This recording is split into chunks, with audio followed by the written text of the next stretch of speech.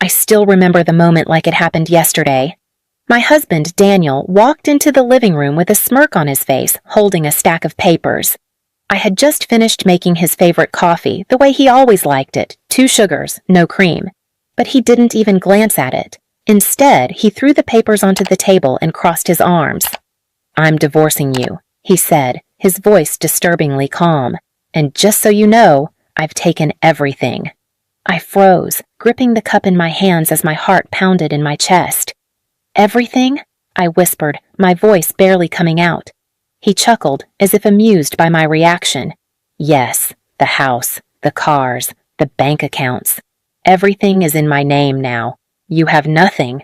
I stared at him, searching his face for any sign of hesitation, any hint that he was joking.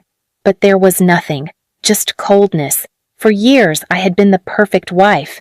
I supported him when he had nothing, stood by him when his business was failing, even worked 2 jobs while he figured things out. And now, when he finally made it, he was throwing me away like trash? "What about us, Daniel?" I asked, my voice shaking. "What about everything we built together?" He scoffed, running a hand through his perfectly styled hair. "We didn't build anything. I built this life, and I deserve to enjoy it without being tied down to you." The way he said "you" like I was some kind of burden sent a wave of anger through me. But I didn't let it show. Not yet. I took a deep breath, forcing myself to stay calm. "So that's it? You're just going to leave me with nothing?" "Oh no," he said, smiling. "Not nothing. I'm feeling generous today. You can keep your clothes. Whatever fits in a suitcase, you can take. But that's it." I could feel my fingers tightening around the cup. Every fiber of my being wanted to scream, to throw something, to break down in tears. But I didn't, because what Daniel didn't know was that I had a secret weapon, one that was about to turn his perfect little world upside down. Daniel's arrogance filled the room like thick smoke, suffocating me with every smug word he spoke. He had planned this moment for a long time, thinking he had the upper hand, that I was just another stepping stone in his rise to success. But he had no idea, absolutely no idea what was coming for him. I took a slow, steady breath, setting my cup down carefully on the table. My hands, though shaking with rage, didn't betray me. I wouldn't let them. "You seem pretty sure of yourself," I murmured, tilting my head slightly. Daniel smirked, sliding the divorce papers toward me. "Because I am. Look, let's not make this messy. Just sign them, pack your things, and leave. I don't want any drama." Drama?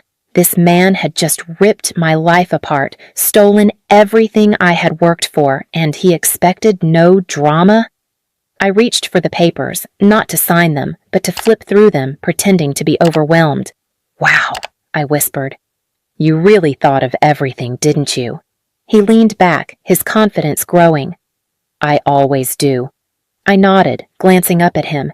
"Just like you thought about the offshore accounts, the hidden properties, and the little business transactions that never quite made it onto your official records?" His smirk faltered, just a flicker, but I caught it.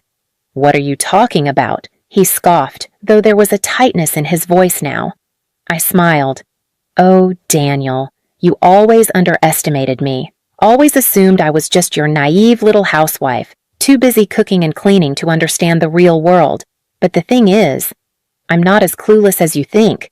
I watched as the color drained from his face, the way his fingers twitched slightly, his jaw tightening. He knew exactly what I was talking about. See, while Daniel had spent the last few years building his empire, I had spent mine watching, learning, collecting. I knew every shady deal he had made, every backdoor transaction, every lie he had told to grow his wealth. He thought he had played the perfect game, covering his tracks flawlessly, but he had made one fatal mistake. He underestimated the woman standing right in front of him.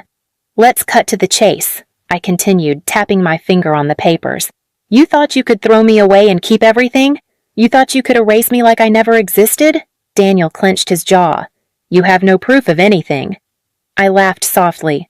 "Oh, sweetheart, you really should check your emails more often." His eyes narrowed. You see, months ago I started digging, I went on, crossing my arms. And what I found, well, let's just say the IRS, the SEC, and about 3 other major agencies would love to have a little chat with you. Daniel's face darkened. You're bluffing. Am I? I reached into the side drawer, pulling out a sleek black USB drive. Every transaction, every hidden asset, every dirty little deal, right here. One email away from landing on the desk of some very interested parties. He shot up from his chair, his confidence now replaced by panic. You wouldn't, I smirked. Oh, I would. For the first time, I saw fear in his eyes.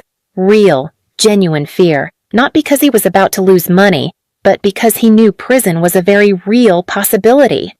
Listen, he said, his voice lower now, almost desperate. We can talk about this. There's no need to ruin both our lives. I raised an eyebrow. Ruin my life? Daniel, you already did that when you walked in here today and told me you were throwing me out with nothing. You just didn't expect me to be prepared. He ran a hand through his hair, pacing. What do you want? He finally asked. I took my time, letting him sweat. I want everything you took from me, I said finally. The house, the money, everything. You leave with nothing. His head snapped up. That's not happening. I twirled the USB between my fingers. Then I pressed send. He let out a sharp breath, his hands balling into fists. He was trapped, and he knew it. The man who had spent years manipulating others, controlling every aspect of his life, was finally at someone else's mercy. And that someone was me. Silence stretched between us. Then, finally, he spoke, his voice barely above a whisper. You wouldn't do that to me. I tilted my head. Oh, Daniel, you have no idea what I'm capable of. His shoulders slumped. Defeat settled into his expression, replacing the arrogance that had once dominated it. I leaned forward. So, what's it going to be? And just like that, the tables had turned. Daniel collapsed back into his chair, running a hand down his face.